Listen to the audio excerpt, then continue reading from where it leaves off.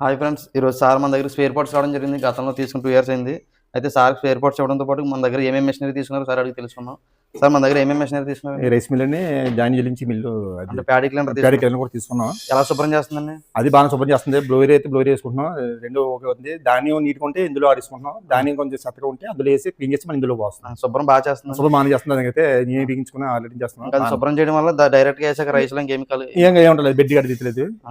Bed గడ్డ ఉంటే అందులో పోస్తుంది. అంటే ధాన్యం శుభ్రం చేసినప్పుడు బెడ్ పోతుంది. బెడ్ కూడా పైన రావట్లేదు. ఎందుకు ఏం రావడం లేదు. అది ప్యాడీ క్లీనర్ కూడా బాగా వర్క్ చేస్తుంది. అది ఇంకా రిపేర్ ఏం లేదు. అది బాగా వాడుతున్నాం. మెయింటెనెన్స్ కానీ రిపేర్ కానీ దానికి ఇంకా ఇప్పుడు వచ్చి ప్రస్తుతానికి ఏం లేవు. మనం ఏం కలితే రేకులు మార్చుకున్నాం, సీట్లు మార్చుకున్నాం.